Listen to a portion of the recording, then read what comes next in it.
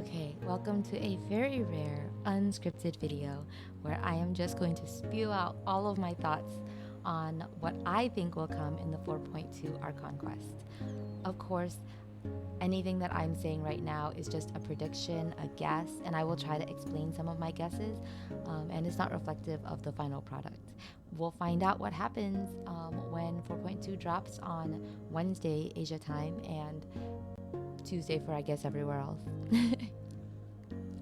So I have believed for a while now that we are going to lose the Hydro Archon. The Hydro Archon's position will finally vanish.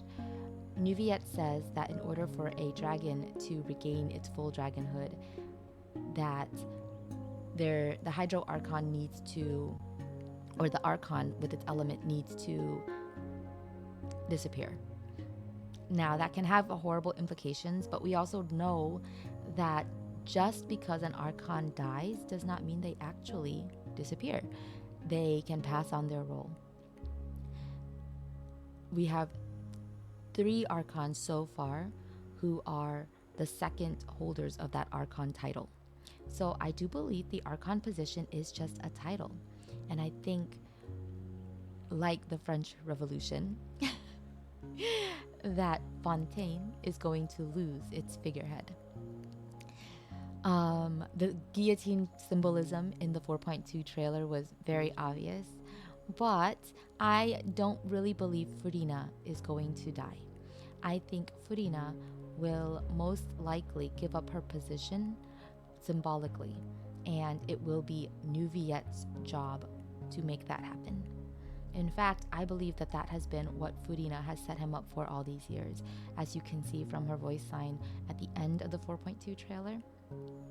And his accusations of like betrayal and also his statements of finally remembering.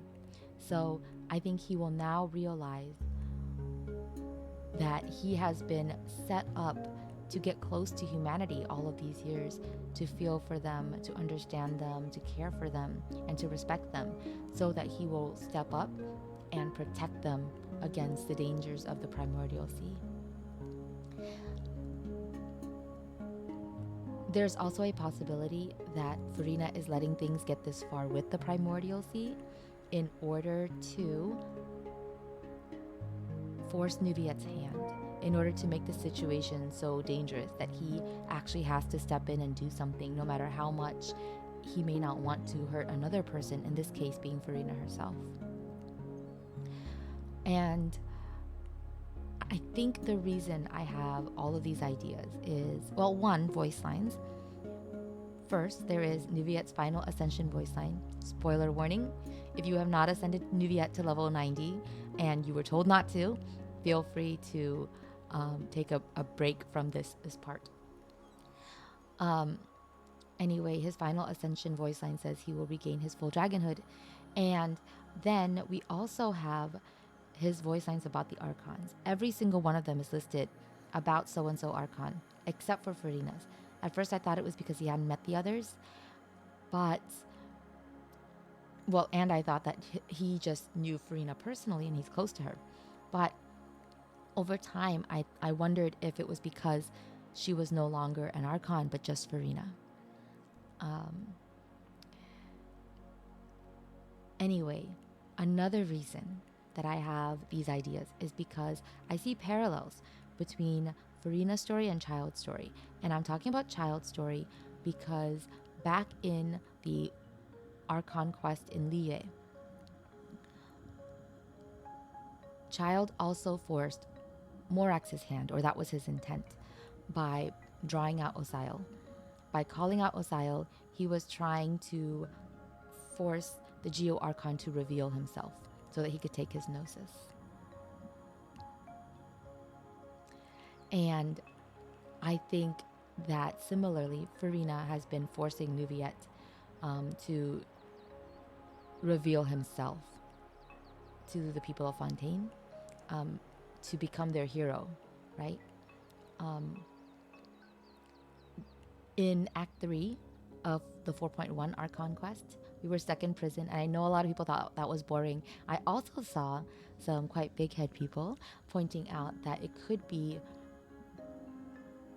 an indirect way of letting us into Furina's world, where she is trapped in this routine of pretending to be this Hydro Archon, but perhaps her memories have been locked away